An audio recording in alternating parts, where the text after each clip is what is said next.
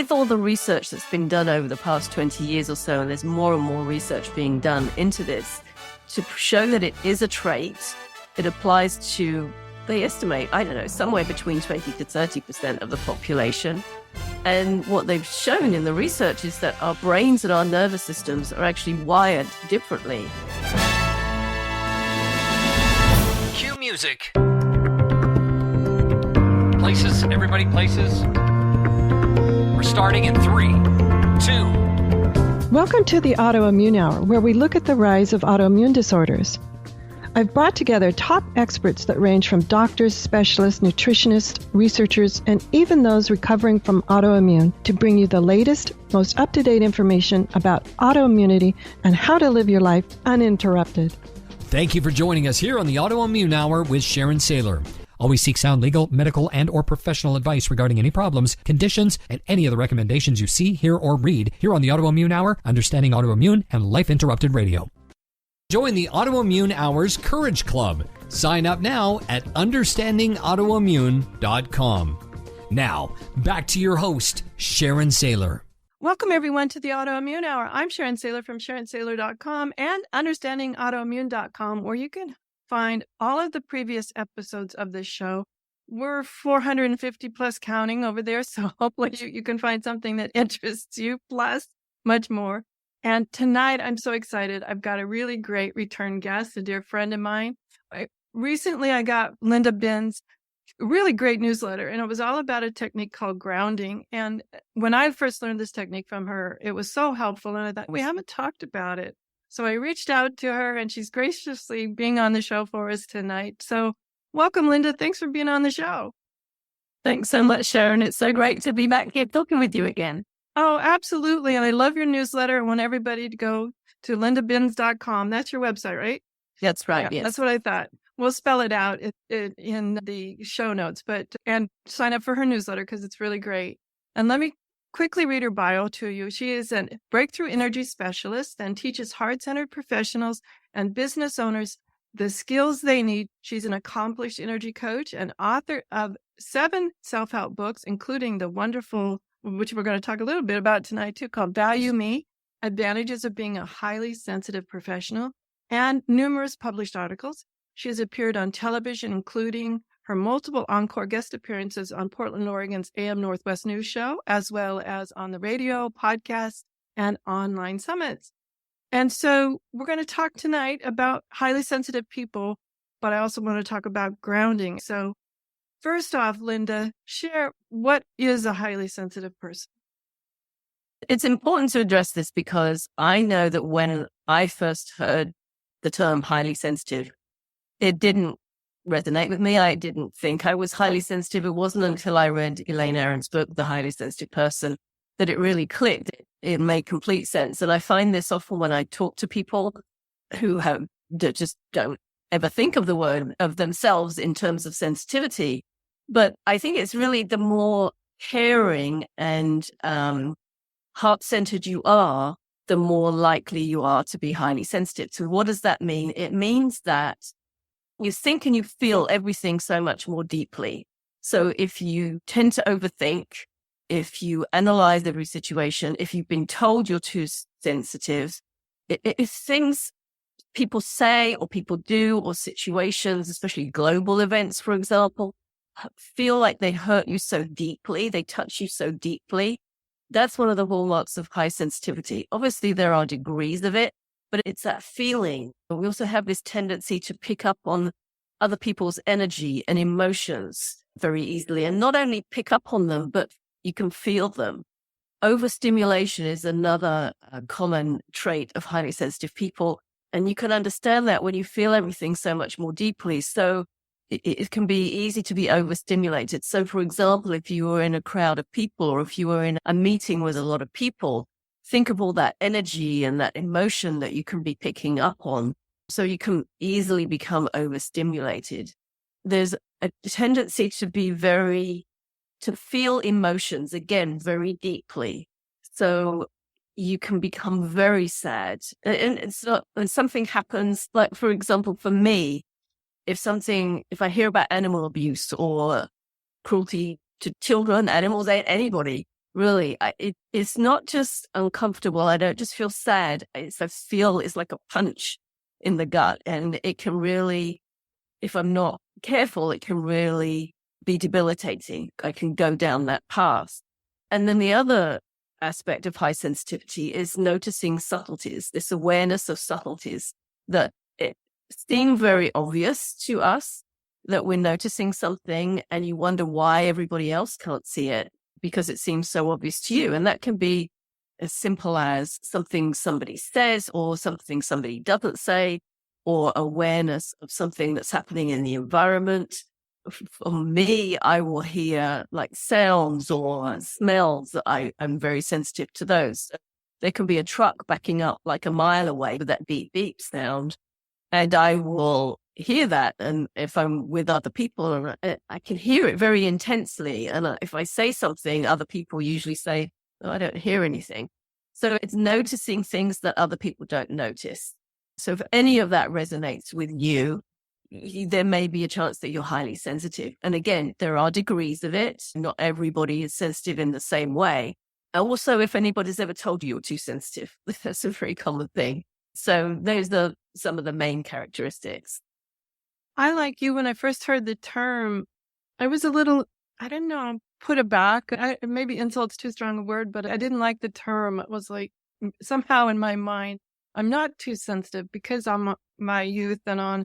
I was always told, pull yourself up. You're too sensitive about this and you're too sensitive. Or, what's the problem? And all of those sorts of things. So I guess when I first heard the term myself, I took it, I didn't want to be it because in my mind, it was like a negative label.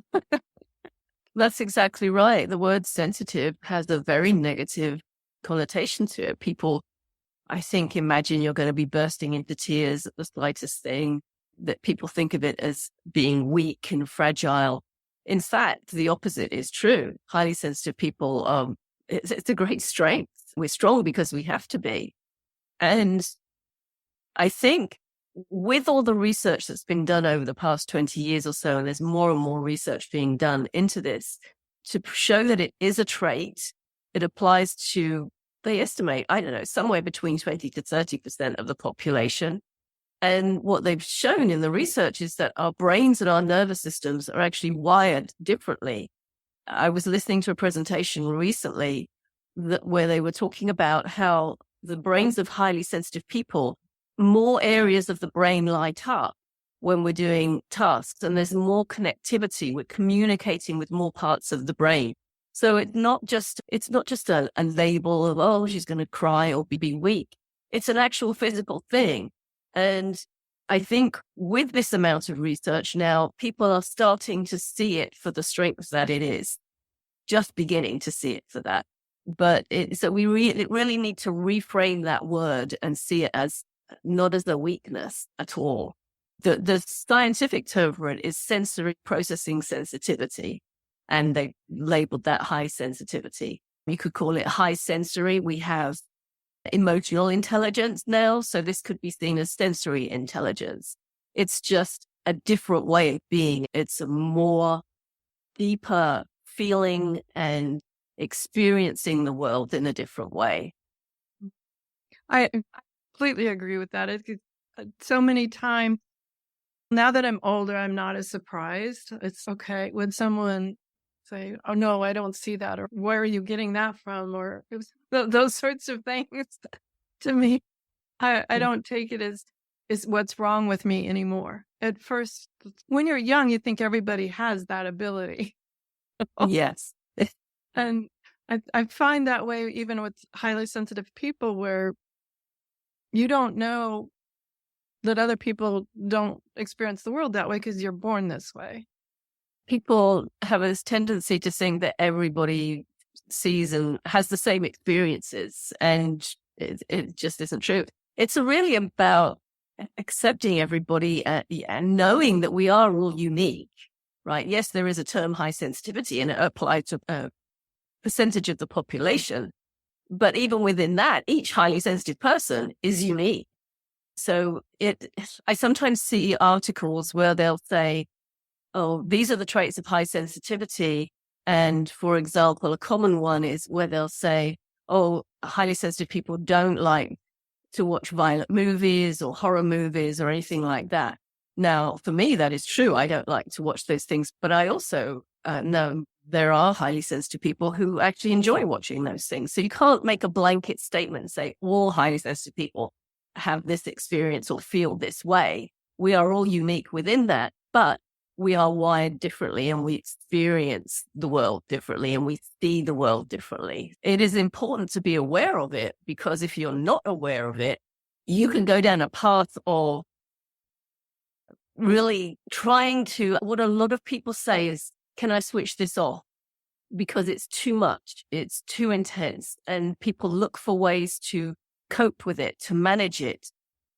They look for ways that are not good for them.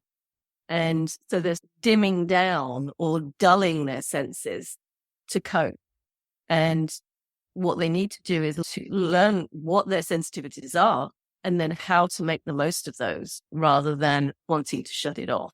And I understand the desire to want to shut it off, because sometimes there are things that I think, gosh, life would be so much easier if I didn't experience this in this way. But it's about learning who you are and how to make the most of who you are and be the best that you can be, I think. Oh, absolutely. And one of the things that I know in my recovery process from the autoimmune, and I hear it a lot from people that we've interviewed, is this idea of when we're seeking care, medical care, or some sort of professional care, having to stand up for ourselves and look, I know me best.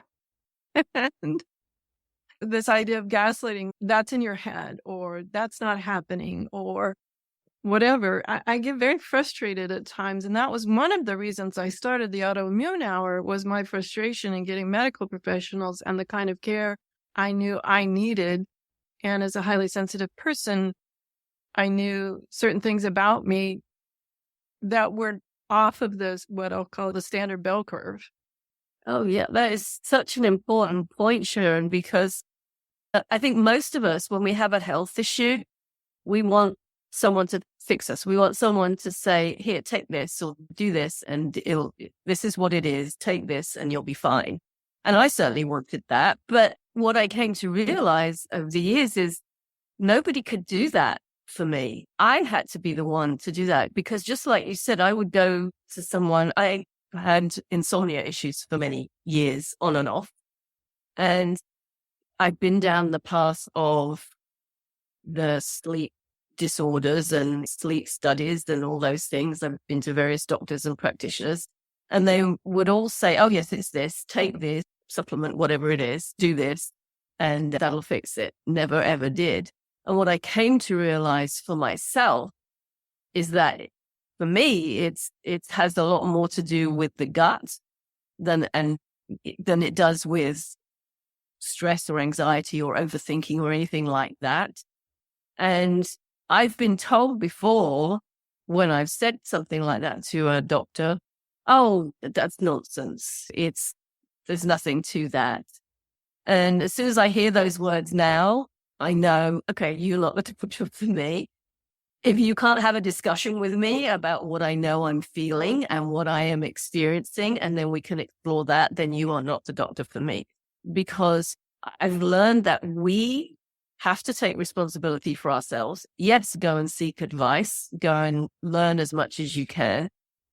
But nobody knows what is right for you apart from you. And you have to, if you have a practitioner, you have to work together to find what's best for you. And I didn't like that in the beginning. I thought other people would have the answers for me. And I came to realize they didn't. And I also learned, and this is another common experience for highly sensitive people, is that if I do find someone and we're working together and I seem to be making progress, usually we get to a point where that doesn't work anymore. And so now I have to go on a different path and find something else, which can be very frustrating. But I've learned not to be frustrated with it anymore. I've learned to say, oh, okay, now it's time for me to explore something else. I understand the desire to just be fixed, but for highly sensitive people, especially, no, I think you have to give that up and take responsibility for yourself. And it's actually very empowering ultimately when you do that. It just always seems for me as well. There's always another layer. I reach another height of my recovery, and then, oh, here's another layer. I thought I'd resolved that. Oh, here we are again. Exactly. One of the things I totally agree that so much of this begins in the gut. There are many therapies I've done over my recovery and that focused on other items. And then when I started focusing on repairing the gut, it was that early in my discovery. I think gut was just becoming talked about a decade or so ago. And when I started focusing on my gut, I was surprised at how fast I would notice shifts in me and other things where it began to repair themselves. Maybe not be ideal. Definitely, I could feel changes in my mood and my sleep patterns and all sorts of things that the original intent was maybe to stop a bellyache or something like that aligns. And I'm like, wow, I'm also noticing that my mood is better or whatever it might be. And so definitely, I agree with you, finding professionals that can help you focus on your gut and nutrition and food sensitivities and all of that was critical in doing this. But definitely don't take advice that doesn't feel right for you. I can't tell you how many times I've had people just tell me in so many words, not in this exact words, but this is how it landed. Like, is just shut up, stop being a problem and do it. Yeah. I can remember when I first had sleep issues. I've been in the US for almost 30 years, moved here from England. So this started the year before I moved to the US. So we're talking like 30 years of this issue. Anyway, so I was having sleep problems and I have always been more focused on a natural approach rather than turning to medical doctors. Of course, there are times when you need medical doctors, but I was persuaded. I allowed myself to be persuaded to go and find a doctor. Now, I was new in the country, so I didn't know anybody. So somebody recommended someone. And I went to see this doctor and I told him about the sleep problems. And I asked him, what do you think is causing this? What do you think the root cause of this is? And he said, I'm going to give you a prescription. Just go and take this and come back and see me in 2 weeks and we'll see what's changed. So I said, what is the prescription for? And he said, no, just trust me. Just go and take this for 2 weeks and then come back. So I left and I didn't know what the medication was. And this was before looking up on Google. So I went and got a nurse's dictionary and I looked up what the medication was and it was an antidepressant. So I called his office and I said, why do you think I'm depressed? I said, if I am depressed, which I'm not, I said, it's because I'm not sleeping. So if you can address the sleep issue, then I wouldn't be depressed. I said, but he said, I just told you to trust me. He said, you've been looking into things. I said, of course I'm looking into things. Anyway, I didn't stay with that doctor and I didn't take the antidepressants because I knew that wasn't it. That whole approach of don't talk to me about it, just say, trust me and take this. No.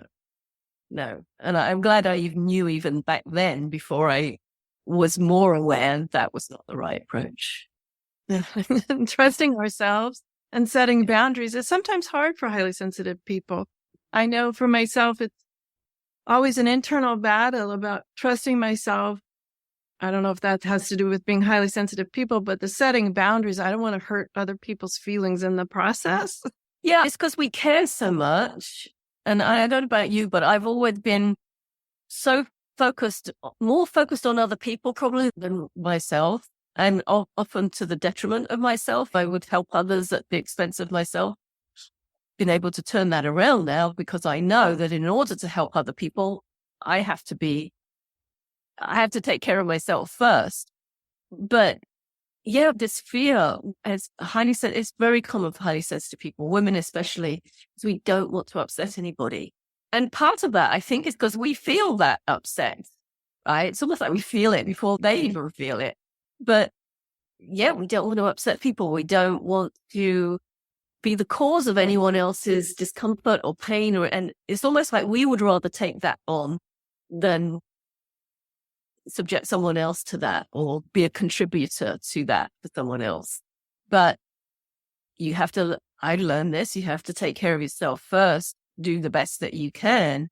And in that way, you are able to help other people so much more.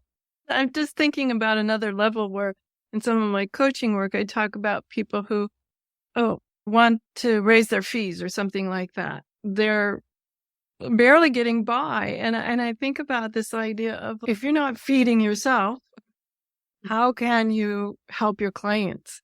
And so sometimes putting it in a more direct wording like that than very personalized, take care of yourself first, somehow seems hard for them to do. But then if they realize, if you're charging enough money, and then if it bothers you, then find an appropriate NGO or charity or some sort of facet to take care of that bothering. But you've got to be able to feed and house and clothe yourself first before you give to other people. And that sometimes taking it out of the realm of being very emotional or personal and very practical helps. Yeah. Oh, I see what you're saying. If I'm not feeding myself, how can I help anybody else? Exactly. That's a really good way to put it. Yeah. Now, I'm curious about a couple of things about highly sensitive people. This could be my own mind and overthinking it, but I've always found it fascinating that some part of my brain, I don't know, let's say I'm watching a scary movie like you. I'm not a fan of those, but sometimes, whatever, I get this thing in my head, okay, don't be afraid. But then all of a sudden I have this weird thought like, yeah, but another part of your brain has to tell you, you got the fear, and another part of your brain is telling you, don't be afraid. It's like your brain is trying to do two opposite things at the same time. I think that's a very common thing for highly sensitive people. It's like our brains go into overdrive. It's like there's two parts of us, and we're having this conversation with ourselves. It's like a little battle going on in there.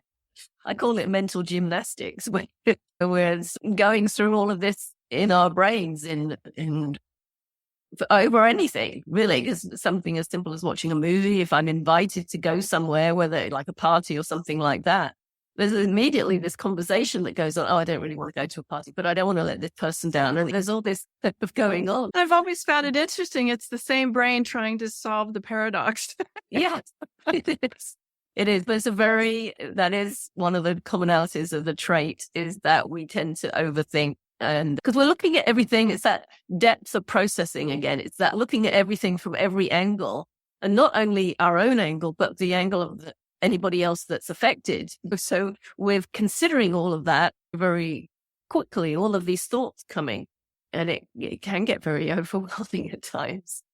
Absolutely. And one of the things we have to do is, speaking of time, is take a quick commercial break. And when we come back, we're going to talk to Linda some more about grounding and ways to settle those sorts of overthinkings, overstimulating things down to a point where we can function. I think sometimes I get so overwhelmed, I have to stop. And when I read your newsletter about all the different techniques, I was just going, check, that's a good one. Check, that's a good one. So we'll talk about grounding in just a couple minutes. We'll be right back. The Autoimmune Hour will return after these messages from our sponsors. It's great sponsors like these that keep this show coming to you every week. Be sure and stop by understandingautoimmune.com to learn more. Your conscious lifestyle on steroids. Om Times Radio. IOM FM. Hi, it's Olivia Munn with my shelter pets, Frankie and Chance. Say hi, guys. When I adopted them, I discovered that they both have incredible personalities. Chance's sole purpose in life is to love and to be loved. Frankie is a little bit of a scoundrel and always entertaining. They're a little bit of a lot of things, but they're all pure love. Adopt pure love at theshelterpetproject.org. Brought to you by the Ad Council, the Humane Society of the United States, and Maddie's Fund. Om Times Magazine is one of the leading online content providers of positivity, wellness, and personal empowerment. A philanthropic organization, their net proceeds are funneled to support worldwide charity initiatives via Humanity Healing International. Through their commitment to creating community and providing conscious content, they aspire to uplift humanity on a global scale. Om Times, co-creating a more conscious lifestyle. Listen and imagine.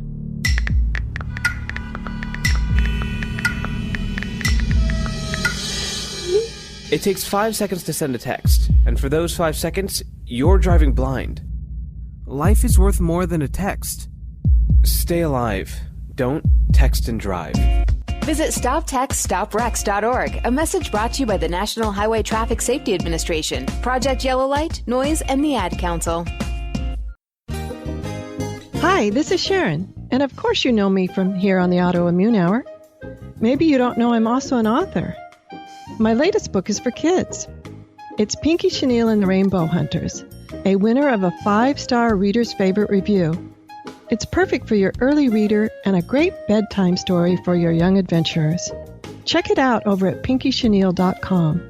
That's PinkyChenille.com.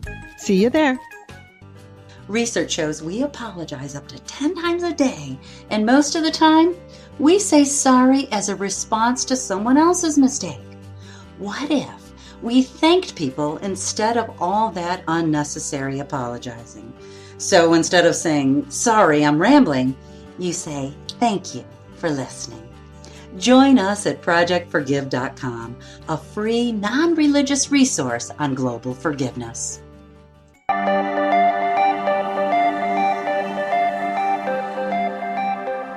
Welcome back, everyone, to the Autoimmune Hour. I'm Sharon Saylor, and I have the wonderful Linda Binns here. She's a breakthrough energy specialist, as also a specialist in highly sensitive people.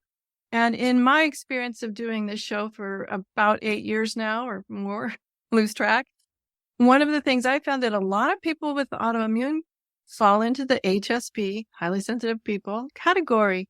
And I've always been fascinated by that. We've got guests on before like Sarah Payton and a whole slew of other people who talk about our processing and the neuroscience and the past traumas and all of that, and how that can play into well-being or not lack of well-being within our bodies.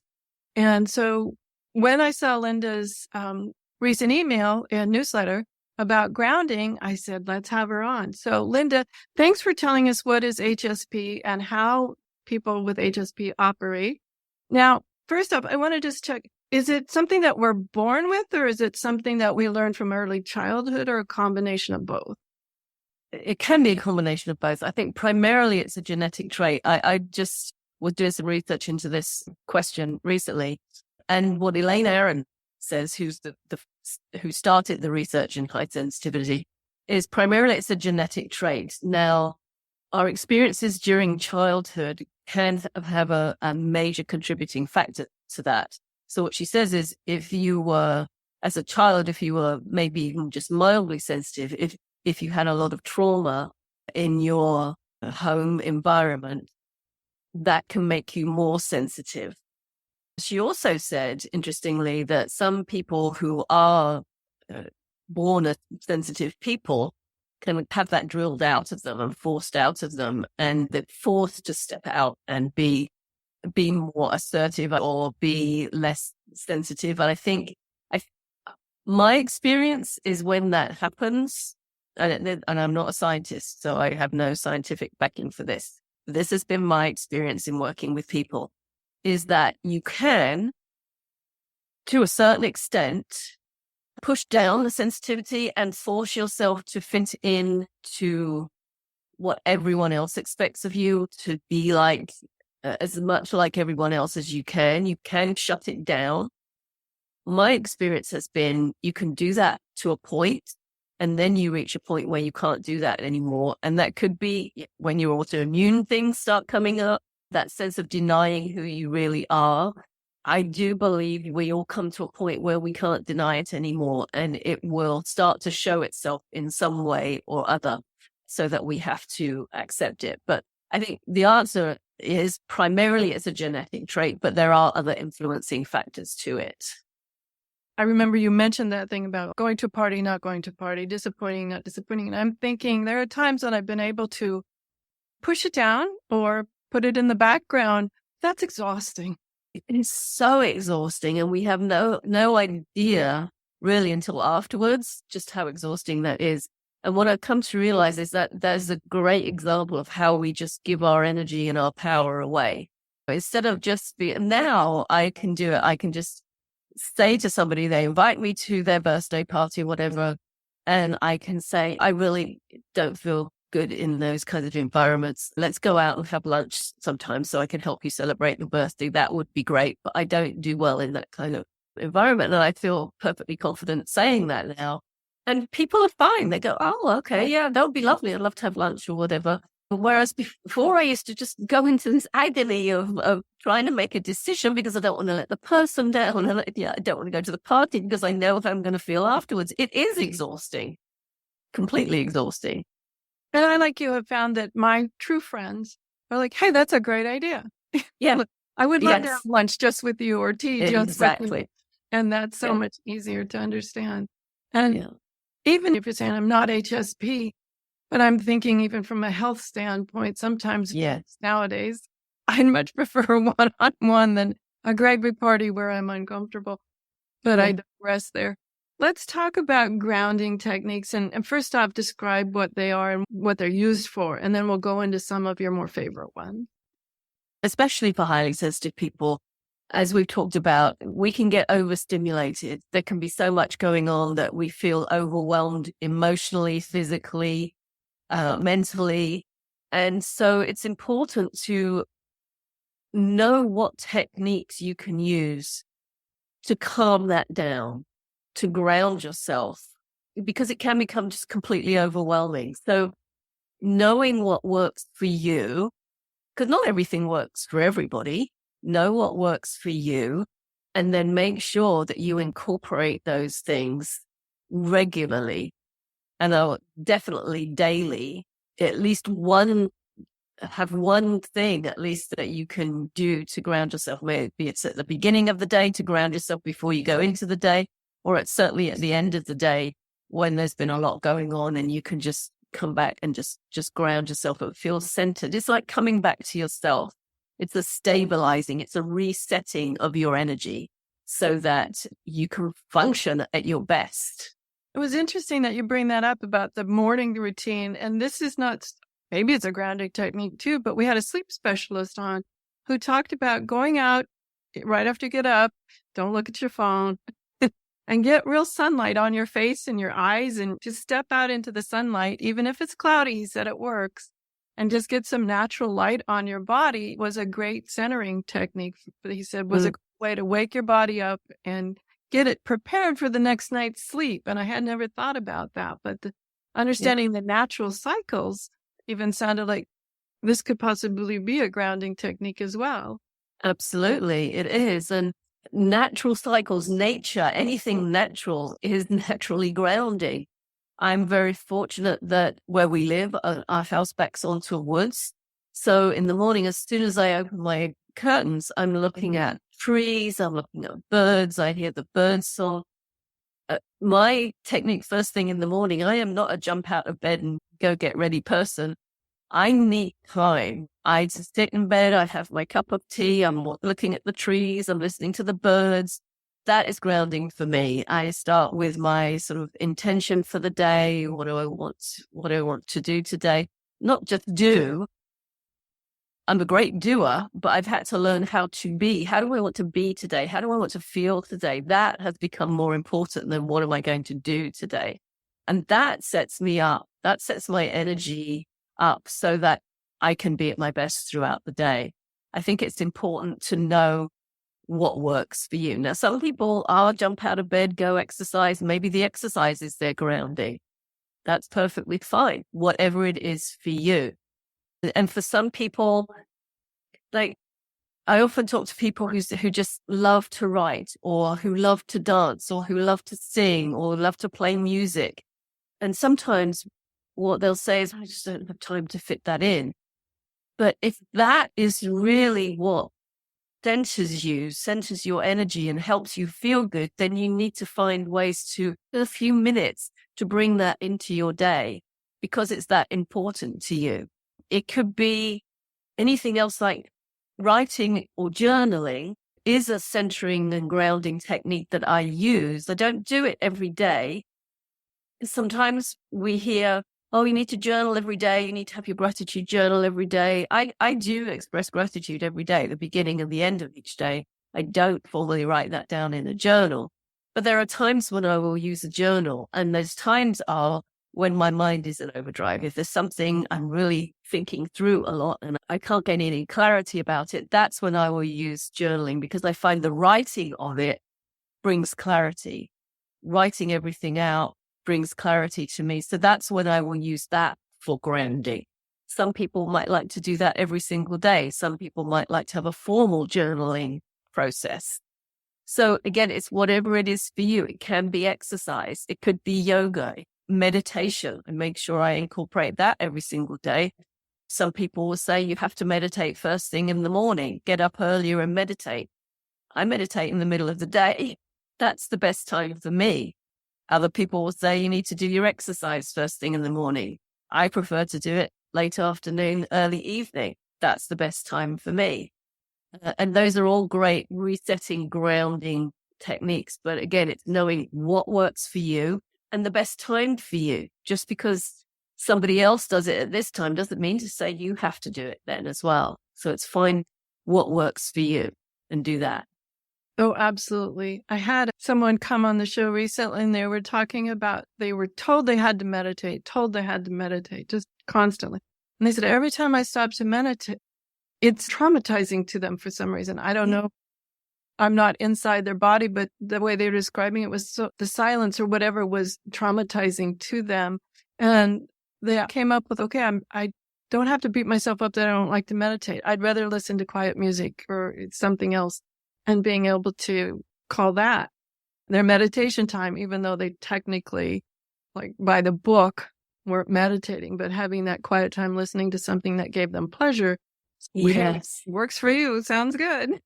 That is so important. Anytime you're experiencing frustration or resistance or thinking I'm doing it wrong, I'm not getting it right, then you have to find the way that works for you. So meditation is a great example. So many people say, oh, I can't meditate. It's not about just being quiet and not thinking. It's if thoughts come in, let them come in, notice them, let them go. You can always come back to, yes, the goal is no thought, but that's how often is that going to happen, especially for HSPs? Thoughts come in. Music, though, is a great way. I love to use music, and I love there's some beautiful tracks. I use Insight Timer, and they have some beautiful things on there. And I have one that I'm loving at the moment, which is like Tibetan bells. And it's just, I listen to that, and that stops me thinking. I just listening to the music. It could be nature sounds of the ocean or birds or rain or something like that. That gives me a focus. But as I'm focusing on that, I'm not thinking.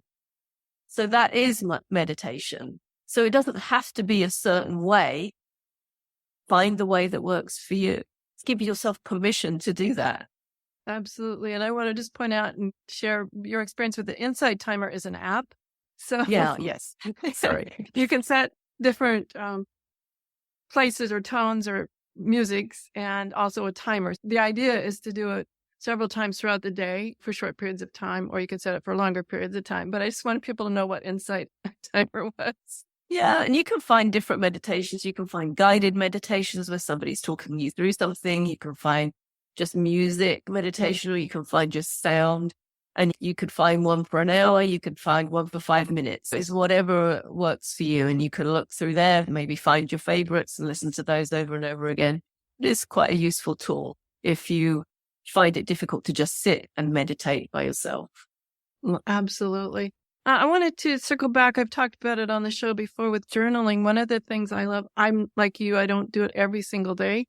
But one of the things I was taught years ago by a mentor was to always write on the right-hand side the first time and then save the left-hand page blank. And so the next time you can go back and reread and you're like, oh, I remember when I was doing that and that was helpful. Or, oh my goodness, I was really not doing great then, but now I'm doing great. And I can read and see what's changed. And always to put on the left-hand side, like the date, okay, it's been 6 months and this has changed. And I always found that helpful, that I can go back and go, oh, okay, yeah, I was there and now I'm here. And it was always a way of going, noticing the changes, the positive changes that were happening in me. Or if sometimes I'll tattle on myself, I've been known to cheat with my diet. Then I'll forget what I was doing that was making me feel so good back there. And I'm like, okay, I've slipped here. What was I doing that was so helpful? And then just going back and writing on today's date. Okay, thank that page for reminding me, oh, when I was doing this, that was much more beneficial for how I was feeling than what I currently am choosing to Yeah. That's great. That works so well for you. What helped me with that and how I discovered that there were gut issues that were affecting my sleep was I kept a sleep diary, not sleep diary, a food diary. And then in the notes, so I would put what I ate throughout the day. And then in the notes in the next morning, I would put how well I'd slept. And one of the biggest thing I discovered was I have a challenge with digesting protein. And I discovered that whenever I had a large amount of protein in my meal in the evening, I just wouldn't fall asleep. And so I now know I have my protein more at lunchtime and I don't have it for dinner. And that's helped my sleep tremendously. I've never read anything about that. No doctors ever suggested that. Listen to me. So that's how I found that out. Now, as far as the journal that I'm writing on the right and saving the left, when I use a journal, and this is just me, but when I use a journal, I never want to go back and read what I've read. Because for me, the process of writing it means I've worked through it. I'm done. I never want to look back to see where I was because I've always focused on moving forward. That's not to say it's wrong. If that helps you to do that, and it can be helpful to say, oh, yeah, this is what was happening and this is where I was. So it can be helpful to do that. But the point I want to make is there's no right or wrong way for you to do it. As soon as I finish a journal book, I tear it all up and throw it away.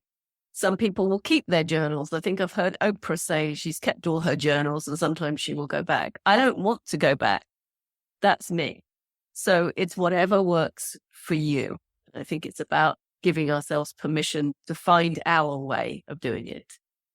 Absolutely. We've come back a full circle from what it was just a few minutes ago where you know you best. Yes. I always want people to understand it's nothing wrong with saying to anyone, hey, look, may work for you. I know me best. Doesn't work for me that way. It works this way. And I think that's where all the breakthroughs come through. I've never heard anybody about the protein at night. It makes sense. It's harder to digest. It makes total sense. Yeah. I had never heard of it either. And, that helped me to help the naturopath I was working with. I told her that. So now we had a new direction to go in for focusing on the gut and what I actually needed. I think really highlighted for me how I have to keep track of what does or doesn't work for me, just like you said you do, because nobody else can know that. I can remember I was having, for quite a number of years, I had these, what they call ocular migraines. I don't know if you've ever had those. It's where all of a sudden you'll start to get these wavy lines across your eye. And it just gets more and more intense. And I thought initially, oh, maybe it's stress, or maybe it's because I'm tired, because there's a lack of sleep thing. And it would come and then it would go away. And then maybe a few months later, it would come and then go away. And so I'd mentioned it to various people and nobody really ever knew it, did anything about it. And this one time I started doing some research about it. And for some reason I had trouble assimilating vitamins, B vitamins in particular. And B12, because I don't eat meat, B12 was something I had to take, and my body was not utilizing it. So I had to take it in liquid form. And I don't know, for some reason I looked up B vitamins and ocular migraines, and I found this research paper that linked low levels of B12 to ocular migraines. And that's when I thought, oh, maybe I'm not absorbing the B12, so maybe I'll go to a liquid B12. So I started taking a liquid B12, ocular migraines. I've never had them since. And I even said this to my eye doctor at one time, and he said, oh, I've never heard of that. Well, I haven't heard of it either. But I found this research paper, and that was what it was for me. You have to take your health into your own hands and do your own research. Don't expect somebody to know what's going on for you. Oh, absolutely. Or make assumptions. I think that's really important. And to find a healthcare professional, I have a team that Yes. that supports that kind of walking together on your health, not being told, not a hierarchy, but you're walking Yes. together at the same level on your health and what's Yes. happening for you. And even for your family members, I know sometimes I have certain family members. I'm circling back to something that you said before the commercial break about sometimes people think we're more fragile than we are and having to remind people, like, I'm not fragile. I always worry about somehow by osmosis or whatever my science of Sharon is going on here about when people label us that way. I don't want to get stuck in their label of how they view me, and I don't want to start viewing myself with their label either. Now, if somebody says to me, oh, you're too sensitive, they don't really tend to say it to me anymore. They used to when I was growing up. But I would actually say, thank you. I take that as a compliment. And actually, I believe there's no such thing as too sensitive. There are degrees of sensitivity. How can you be too sensitive? You are what you are. So if you say you're too sensitive, that means it's wrong. Stop being so sensitive. You can't. I am the way I am. I feel things the way I feel things. I do think, though, what I've come to realize also is that it is very hard for those people who are not highly sensitive to understand what it means to be highly sensitive. And therefore, sometimes we need to help them understand that. An example that I used to experience, if I went to a conference or something with lots of people, I would come away from that with a severe migraine, and it was really bad migraine, I think, for picking up all the energy and emotions from people. Now, what I used to do was I used to force myself to stay there, even though I had the headache. And if people said, oh, let's go out for lunch, or a group of people, they invited me, I felt I had to go. Or if there was a group activity, I felt I had to go. I forced myself to do these things. And then when I learned about high sensitivity and all of that, I stopped doing that. And I found that as soon as if I was at a conference and I started to feel a headache coming on, I would simply say to people, I'm just going to take a break for 5 minutes, just feeling a little overwhelmed here. I'm going to take a break for 5 minutes. I'll be right back. Nobody questioned it. Nobody cared. It just helped them understand.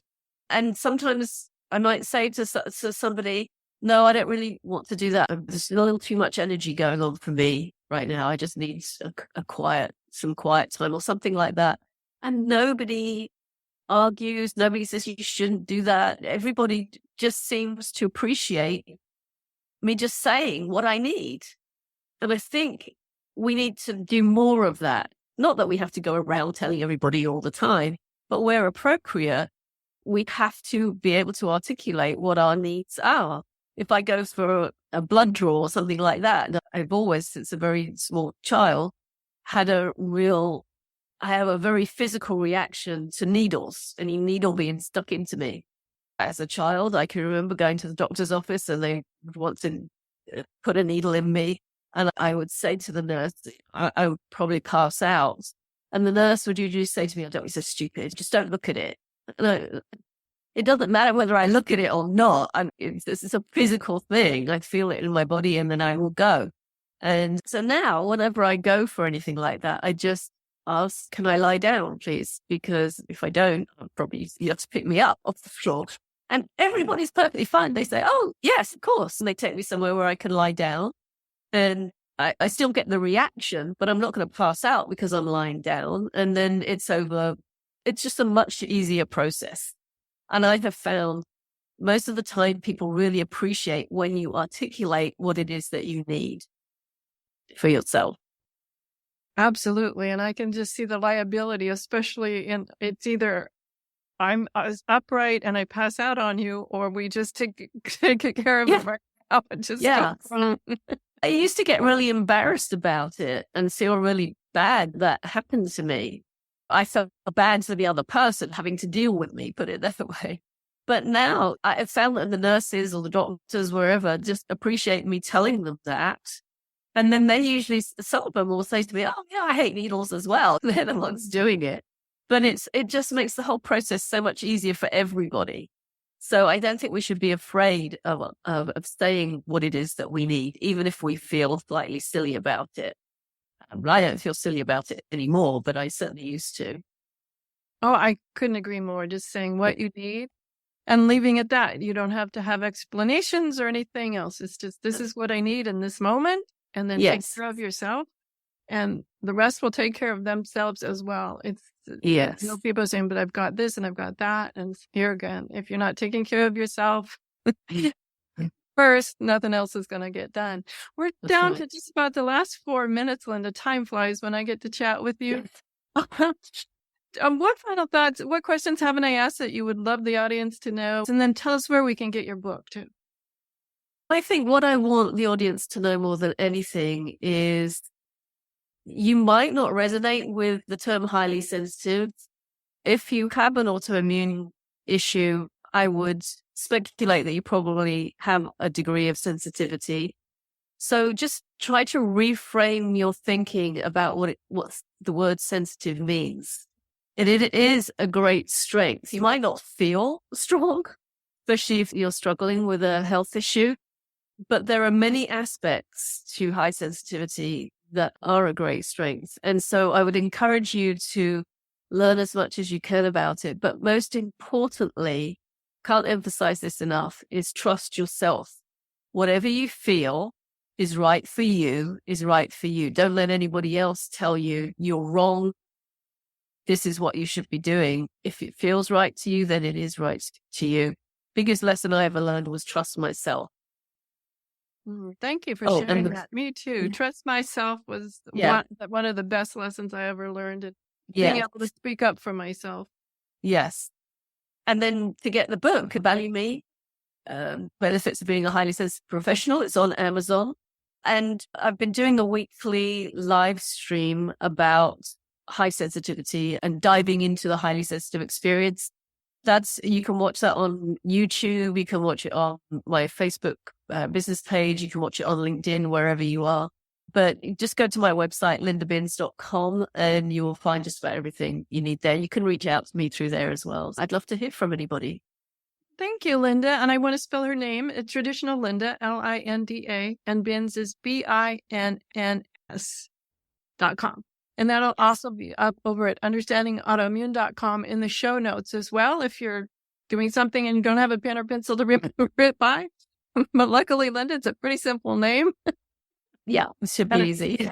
It's spelled just like it sounds too. So that's the wonderful thing about that. And I do love your book. I encourage everyone to go over there and get it because it's about understanding ourselves and being able to really thrive in the world, even if we're with this highly sensitive personality. Yes. And so everyone, that's Linda Bins. Thank you so much, my dear, for being on the show. Really appreciate having you back. I know it's been far too long since we talked about the topic, and the topic of grounding really struck with me.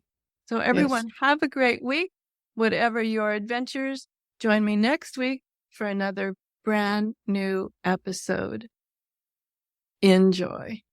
The information provided on the Autoimmune Hour, Understanding Autoimmune, and Life Interrupted Radio, including the websites understandingautoimmune.com and lifeinterruptedradio.com, plus social media, is for educational purposes only. What you read, hear, and see on the Autoimmune Hour, Understanding Autoimmune, and Life Interrupted Radio, and its websites, and other media outlets is based on experience only. The information should never be used for any legal, diagnostic, or treatment purposes.